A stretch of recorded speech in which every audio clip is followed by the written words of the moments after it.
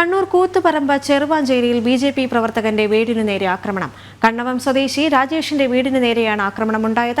തിങ്കളാഴ്ച രാത്രിയോടെയാണ് സംഭവം. വിവരങ്ങളുമായി കെ.ജെ. ശ്രീജിത്താണ് ചേരുന്നത്. ശ്രീജിത്ത്, ആക്രമണത്തിന് പിന്നിൽ ആരാണെന്ന് കണ്ടെത്താൻ സാധിച്ചിട്ടുണ്ടോ? എന്തൊക്കെയാണ് വിശദാംശങ്ങൾ? ദേവിക, തിങ്കളാഴ്ച രാത്രിയോടെയായിരുന്നു കണ്ണൂർ കൂത്തുപറമ്പ് ചെറുവാഞ്ചേരിയിൽ ബി.ജെ.പി. പ്രവർത്തകന്റെ വീടിന് നേരെ ഇത്തരത്തിലൊരു ആക്രമണം ഉണ്ടാകുന്നത്. കണ്ണവം സ്വദേശി രാജേഷിന്റെ വീട്ടിന് നേരെയാണ് ആക്രമണം ഉണ്ടായിരിക്കുന്നത്. വീടിന്റെ മുൻവശത്തെ ജനൽ ചില്ലുകൾ അടിച്ചു തകർക്കുകയും മുറ്റത്ത് നിർത്തിയിട്ടിരുന്ന ബൈക്കിന് കേടുപാടുകൾ ഉണ്ടാക്കുകയും ചെയ്തിട്ടുണ്ട്. അതോടൊപ്പം തന്നെ ഈ ആക്രമണത്തിന് പിന്നിൽ CPM പ്രവർത്തകരാണെന്നാണ് ബി.ജെ.പി. ആരോപിക്കുന്നത്. അക്രമത്തിന്റെ പശ്ചാത്തലത്തിൽ രാജേഷ് കണ്ണവം പോലീസിൽ പരാതി നൽകി. ഇതിന്റെ അടിസ്ഥാനത്തിൽ നിലവിൽ 5 CPM പ്രവർത്തകർക്കെതിരെ കേസ് രജിസ്റ്റർ ചെയ്തിട്ടുണ്ട്. അതോടൊപ്പം തന്നെ തെരഞ്ഞെടുപ്പിന് പിന്നാലെ പ്രദേശത്ത് CPM ക്രമസമാധാനം തകർക്കാൻ ശ്രമിക്കുന്നതായും ബി.ജെ.പി. ആരോപിക്കുകയാണ്. ദേവിക, ശ്രീജിത്ത്, പോലീസ് ഈ വിഷയത്തിൽ ഏതെങ്കിലും തരത്തിലുള്ള പ്രതികരണങ്ങൾ നടത്തിയിട്ടുണ്ടോ?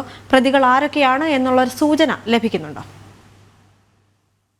പോലീസിന്റെ നിഗമനം അനുസരിച്ച് പ്രദേശത്ത് മുൻപും ഇത്തരത്തിലുള്ള വലിയ CPMന്റെ സംഘർഷ മേഖലയാണ്. CPM മറ്റ് രാഷ്ട്രീയ പാർട്ടി പ്രവർത്തകർക്കെതിരെ ആക്രമണം അഴിച്ചുവിടുന്ന ഒരു മേഖലയാണ്. അതിനാൽ തന്നെയാണ് തെരഞ്ഞെടുപ്പുമായി ബന്ധപ്പെട്ട സംഘർഷമാണ് ഇത്തരത്തിലൊരു ആക്രമണത്തിന് പിന്നിലെന്ന് പോലീസ് സംശയിക്കുന്നു. അതോടൊപ്പം തന്നെ നിലവിൽ 5 CPM പ്രവർത്തകർക്ക് എതിരെയാണ് നിലവിൽ FIR ഇട്ടിരിക്കുന്നത്. എന്തായാലും ഇവരെ പിടികൂടാൻ പോലീസിന് കഴിഞ്ഞില്ല. ഇവർക്കായുള്ള തിരച്ചിൽ തുടരുകയാണ്. അതോടൊപ്പം തന്നെ കൂടുതൽ പോലീസ് സ്ഥലത്ത് ക്യാമ്പ് ചെയ്യുകയാണ്. കാരണം തെരഞ്ഞെടുപ്പിന് ശേഷം ഇത്തരത്തിൽ ഈ പ്രദേശത്ത് ഒരു ക്രമസമാധാനം തകരാനുള്ള സാധ്യതയുണ്ട്. അതിനാൽ തന്നെ വളരെ ജാഗ്രതയോടെയാണ് പോലീസ് മുന്നോട്ട് പോകുന്നത്.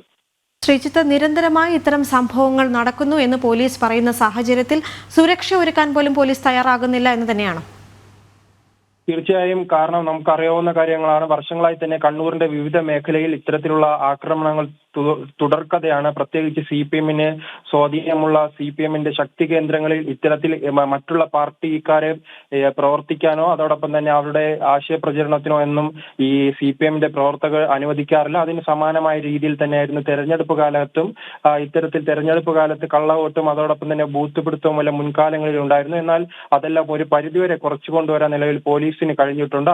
അതിനിടയിലാണ് ഇത്തരത്തിൽ തെരഞ്ഞെടുപ്പുമായി ബന്ധപ്പെട്ട് ചെറിയ തർക്കങ്ങളുടെ പേര് വീണ്ടും ഈ പ്രദേശങ്ങളിൽ ക്രമസമാധാനം തകരുന്ന ഒരു അവസ്ഥ ഉണ്ടാകുന്നത്. പോലീസ് എന്തായാലും ജാഗ്രതയോടെയാണ് മുന്നോട്ട് പോകുന്നത്. കാരണം ഒരു അർദ്ധരാത്രിയാണ് ഇത്തരത്തിൽ ഈ വീടിന് നേരെ ആക്രമിക്കുകയും വീടിലെ ജനൽ ചില്ലുകൾ അടിച്ചു പൊളിക്കുകയും അതോടൊപ്പം തന്നെ ഈ ബൈക്ക് തകർക്കുന്ന രീതിയിലേക്കെല്ലാം കടന്നിരിക്കുന്നത്. തുടർ സംഘർഷങ്ങൾ ഉണ്ടാകാതെയും പോലീസ് ജാഗ്രതയിലാണ്. അതോടൊപ്പം തന്നെ ഈ സംഭവത്തിന് ശേഷം എന്തായാലും ഈ കേസെടുത്തിട്ടുണ്ടെങ്കിലും പ്രതികളെ പിടികൂടാൻ പോലീസിന് കഴിഞ്ഞിട്ടില്ല.